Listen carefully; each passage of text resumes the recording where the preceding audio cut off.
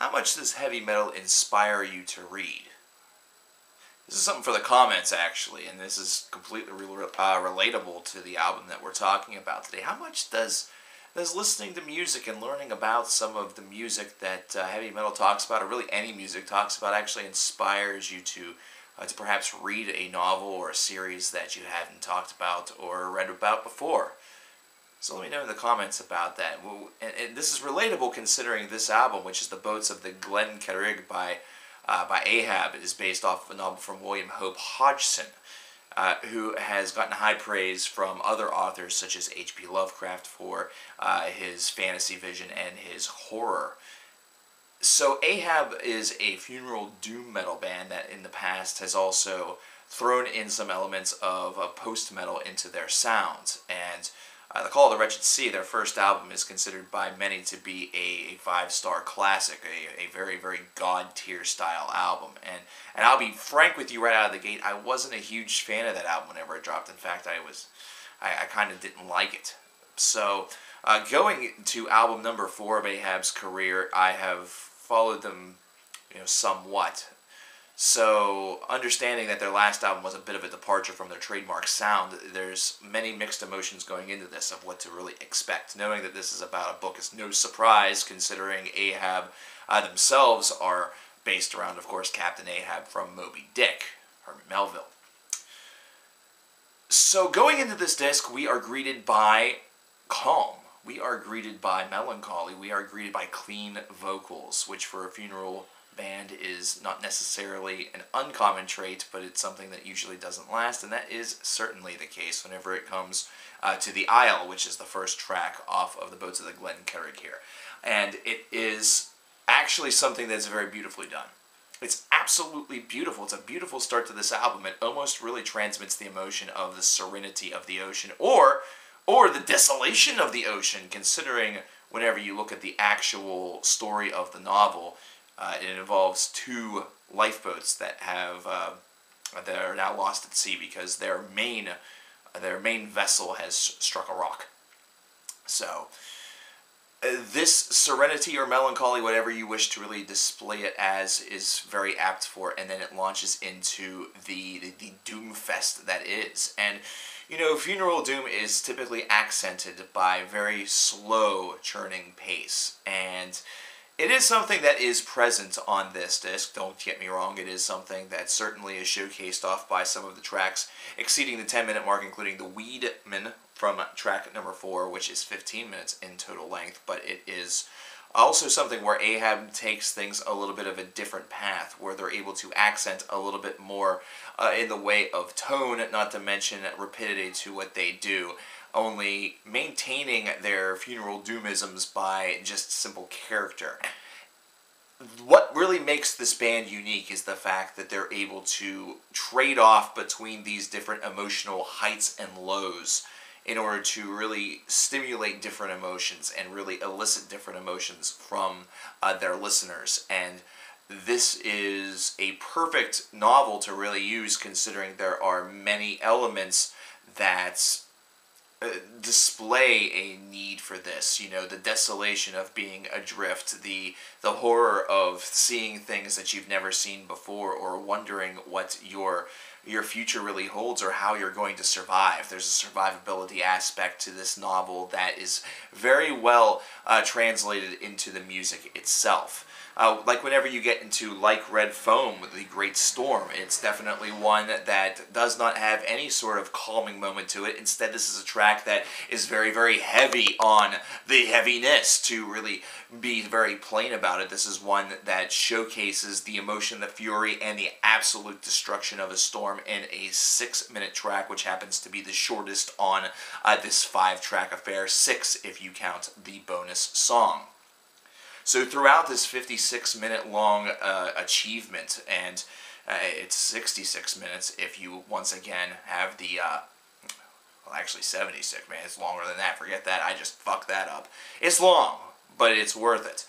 But during this experience, you are constantly kind of flip-flopped, like tossing on the waves of the ocean through the different emotions that this book has been able to display, and this band has been able to display in audio form. It's definitely something to behold. The Weedman is, like I said, 15 minutes, and it is a topsy-turvy ride. It's one that has a little bit of psychedelia that's sort of implemented in there in order to really showcase the out-of-this-world characteristics of these monsters, of these individuals that the crew encounter. And it's probably one of the highlights. These are 15 minutes that pass by more quickly than you think. It's one of those songs that is very reminiscent of tracks such as In the Shadow of Our Pale Companion by Agalloch, in the way in which the time passes effortlessly without you feeling the passage of time itself. And for a funeral doom band, that is an even larger achievement, considering right there within the construct, the very construct of the genre itself,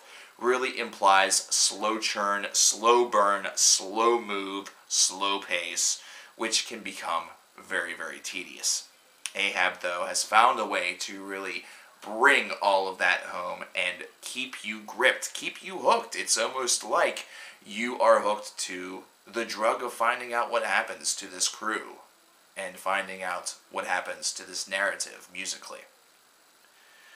To Mourn Job is the final track on the standard edition of this album, which is a reference toward an event that occurs in the book to one of the characters, Job, who unfortunately meets an unfortunate end. That was very redundant, obviously. I could have just said Job fucking dies. But this is a track that certainly showcases the lamentation that occurs very, very nicely, not to mention cascades over the rhythm of the uncertain, unforeseeable future and how these individuals plan to get out of this. But I want to immediately go to the Light in the Weed, Mary Madison, which is the bonus track, principally because throughout the course of this album we are greeted by small elements of post-metal. Small elements of cleanliness whenever it comes to the vocalization, and very soft, melancholic music, where then it usually descends into the doom metal insanity, as was mentioned initially. This is a track, however, a bonus track at that, that maintains that cleanliness, those clean vocals, that very soft, almost spacey, atmospheric approach to the funeral doom genre for 10 minutes, and it's absolutely beautiful. This is a bonus track that I don't get why it just wasn't included as the final track on the album. It's great. This is a phenomenal, phenomenal track, and I'll tell you, as a grand finale song, because I'm just going to include this, it's 6 songs, it's magnificent. It has melancholic charm. It also has a flavor of a bit of maybe romance to it, either that or a little bit of admiration, while at the same time also not displacing the overall theme of perhaps despair, or perhaps that shipwrecked, or what the fuck are we going to do feel to it. There's a lot of just caverns of emotion that flow through this track. Ahab have produced a beast of an album. This reminds me of reviewing albums such as Wolves in the Throne Room from a couple of years ago, and it's a great experience. This is a fantastic, fantastic experience. Makes me wish that I had an actual copy of the book itself to sort of read along with, and it's something that I will be hopefully gaining into my possession sometime soon, because it sounds and reads from the literature that I've read about it as an extreme work of literature. The music itself and the album is an extreme work of great music. And it displays that Ahab has this ability to really just reel you in. These guys are a funeral doom band that is very accessible to non-casual funeral doom listeners, as well as casual ones alike. So it does bring a lot of different metal fans together. I would give this album an 86 out of 100. It's brilliant. It is a really brilliant piece of music. It's got all of those wonderful moments that you expect from an album, only it's done so in a different format. It's got an absolutely fantastic flow, since it does have a concept that's based around it. It's something where everything makes a lot of sense as you go through this disc, and musically it just has all of those emotional peaks and valleys that you really need in order to really grip a listener, just the same way as you would need to grip a reader. So very much the narrative of the music supports the narrative of the book. I want to know what you guys think about the Boats of the Glen Carrig by Ahab. And again, like I said at the beginning of this video, does heavy metal make you read more, or make you want to read more? Things such as perhaps the Malzahn Book of the Fallen, thanks to Kaladin Brood. Either that, or perhaps some of the books that we've talked about, or that have been talked about through bands such as Iron Maiden, or perhaps you never read Moby Dick and Ahab introduced you to that book, or maybe Mastodon did. Let me know in the comments below. I'm really interested to know about that, and also your thoughts on this album, The Boats of the Glen Carrig by Ahab. I'm CoverkillernNation, and I'll talk to you later. I'm out.